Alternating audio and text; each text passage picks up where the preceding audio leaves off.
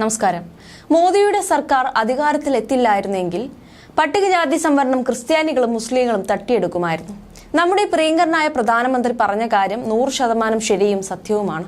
സോണിയാഗാന്ധി കോൺഗ്രസ് അധ്യക്ഷയായത് മുതൽ അവർ നടത്തിവരുന്ന ന്യൂനപക്ഷ പ്രീണനത്തിന്റെ ഭാഗമായിട്ടാണ് ഹിന്ദുമതം ഉപേക്ഷിച്ച് ക്രിസ്തുമതവും ഇസ്ലാം മതവും സ്വീകരിച്ചവർക്ക് ന്യൂനപക്ഷ അവകാശങ്ങൾക്ക് പുറമെ OBC, SCBC, SC, ST സംവരണം കൊടുക്കാൻ നടപടികൾ ആരംഭിച്ചത്. ജവഹർലാൽ നെഹ്റു മുതൽ രാജീവ് ഗാന്ധി വരെയുള്ള കോൺഗ്രസ് പ്രധാനമന്ത്രിമാർ എതിർത്തിരുന്ന ഒരു ന്യൂനപക്ഷ ആവശ്യമായിരുന്നു പരിവർത്തിത ക്രിസ്ത്യാനിക്കും മുസ്ലിമിനും SC സ്റ്റാറ്റസും SC റിസർവേഷനും നൽകുന്നത്. PV നരസിംഹറാവു പ്രധാനമന്ത്രിയായിരുന്നപ്പോൾ ഈ ആവശ്യത്തിന് ഒരു ബിൽ ലോക്സഭയിൽ അവതരിപ്പിക്കാൻ ശ്രമിച്ചു. പക്ഷേ ചില സാങ്കേതിക കാരണം ചൂണ്ടിക്കാണിച്ച് അന്നത്തെ ലോക്സഭാ അധ്യക്ഷൻ ശിവരാജ് പാട്ടീൽ ബില്ലിന് അവതരണാനുമതി നിഷേധിച്ചു. ഇത് ലോക്സഭയുടെ കാലാവധി അവസാനിക്കുന്ന ദിനം ആയിരുന്നു. അതിനാൽ അടുത്ത ദിവസം ഈ ബിൽ ഒരു ഓർഡിനൻസ് ആയി രൂപമാറ്റം വരുത്തി രാഷ്ട്രപതി ആരാധ്യനായ ഡോക്ടർ ശങ്കർ ദയാൽ ശർമ്മയ്ക്ക് അംഗീകാരത്തിനായി സമർപ്പിച്ചു. പക്ഷേ രാഷ്ട്രപതി അത് ഒപ്പുവെക്കാതെ തിരിച്ചയച്ചു. അതിന് അടിയന്തര പ്രാധാന്യമില്ലാത്തതിനാൽ അടുത്ത ലോക്സഭയിൽ ബില്ലായി അവതരിപ്പിക്കാൻ ഉപദേശിക്കുകയും ചെയ്തു.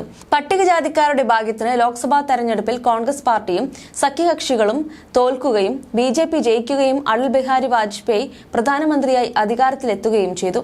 അതിനാൽ അടൽജിയുടെ ഭരണകാലം കഴിയും വരെ ന്യൂനപക്ഷ മതക്കാർ ഈ ആവശ്യം ഉന്നയിച്ചതേയില്ല. 2004 UPA സർക്കാർ അധികാരത്തിൽ വന്നപ്പോൾ മതപരിവർത്തന ലോബി ശക്തി പ്രാപിച്ചു.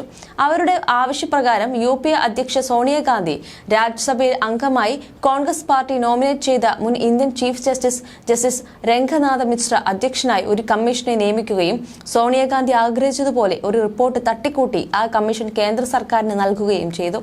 ആ റിപ്പോർട്ടുകളിൽ ഇന്ത്യയിലെ ക്രിസ്തു മതത്തിലും ഇസ്ലാം മതത്തിലും ഹിന്ദു മതത്തിലെ മിക്കവാറും എല്ലാ ജാതികളും ഉണ്ടെന്നും അവർ ഇസ്ലാം മതത്തിലും ക്രിസ്ത്യൻ മതത്തിലും ജാതിയുടെ പേരിൽ വളരെയധികം അവജ്ഞയും അവഹേളനവും വിവേചനവും അനുഭവിക്കുന്നുണ്ടെന്നും അതിനാൽ അവർക്ക് ഹിന്ദു മതത്തിൽ സമാന ജാതിക്കാർക്ക് ലഭിക്കുന്ന സംവരണം നൽകണമെന്ന് ശുപാർശ ചെയ്യുകയും ചെയ്തു.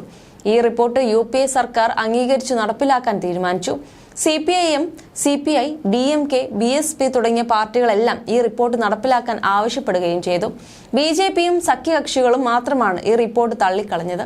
ഈ വിഷയത്തിൽ സുപ്രീം കോടതിയിൽ നിലനിന്നിരുന്ന WP നമ്പർ 180/2004 കമ്മീഷൻ റിപ്പോർട്ട് കോടതിയിൽ സമർപ്പിക്കപ്പെട്ടു.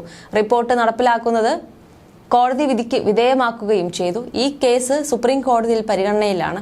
മോദി സർക്കാർ justice Ranganath Mishra commission report തള്ളിക്കളയുകയും മുൻ Indian chief justice KG Balakrishnan അധ്യക്ഷനായി ഒരു 3 അംഗ ജുഡീഷ്യൽ കമ്മീഷനെ നിയമിച്ചിരിക്കുകയാണ്. ഈ വിഷയത്തിൽ ആവശ്യമായ തെളിവുകൾ ശേഖരിച്ച് ഗഹനമായി പഠിച്ച് ഒരു റിപ്പോർട്ട് സമർപ്പിക്കാൻ കേന്ദ്ര സർക്കാർ കമ്മീഷനോട് ആവശ്യപ്പെട്ടിരിക്കുകയാണ്. കമ്മീഷൻ തെളിവെടുപ്പ് ആരംഭിച്ചു കഴിഞ്ഞു. സുപ്രീം കോടതിയിൽ CBCIയും പ്രൊട്ടസ്റ്റന്റ് ബിഷപ്സിന്റെ സംഘടനയും ചില മുസ്ലിം സംഘടനകളും justice Ranganath Mishra commission report നടപ്പിലാക്കണമെന്ന് ആവശ്യപ്പെട്ടിരിക്കുകയാണ്.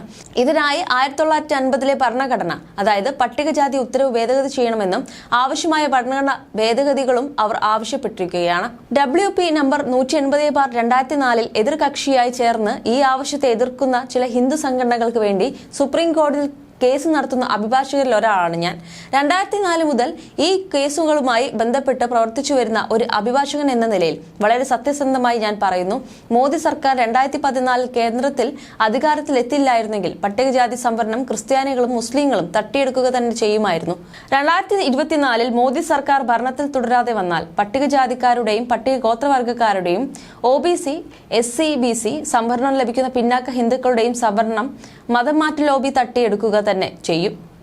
ഓർക്കുക, സംവരണ കാര്യത്തിൽ LDFും UDFും INDA അലയൻസും പിന്നാക്ക ജാതി ഹിന്ദുക്കൾക്കും SC ST വിഭാഗക്കാർക്കും എതിരാണ്. NDAയും BJPയും മാത്രമാണ് സംവരണ വിഷയത്തിൽ നിങ്ങളുടെ വിശ്വസ്തരായ മിത്രങ്ങൾ. ജാതി സംവരണത്തെ എതിർക്കുന്ന മുന്നാക്ക ജാതി ഹിന്ദുക്കൾ എതിർക്കേണ്ടത് പിന്നാക്ക ജാതി ഹിന്ദുക്കളുടെ സംവരണം അല്ല, ന്യൂനപക്ഷ മതക്കാർക്ക് നൽകി വരുന്ന SCBC, OBC, ST സംവരണവും ദളിത്, മുസ്ലിം, ദളിത് ക്രിസ്ത്യാനികൾക്ക് നൽകാൻ INDA അലയൻസ് തീരുമാനിച്ചിരിക്കുന്ന SC സംവരണത്തെയാണ്.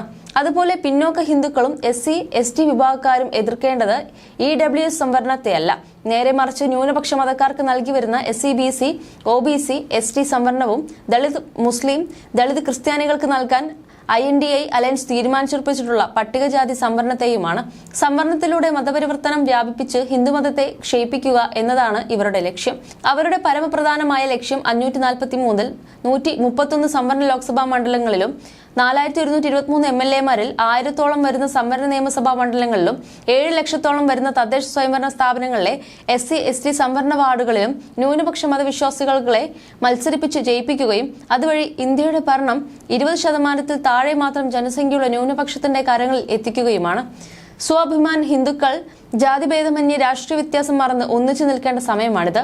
സൂക്ഷിച്ചാൽ ദുഃഖിക്കേണ്ടി വരില്ലെന്നും അഡ്വക്കേറ്റ് ബാലൻ K പറയുന്നുണ്ട്.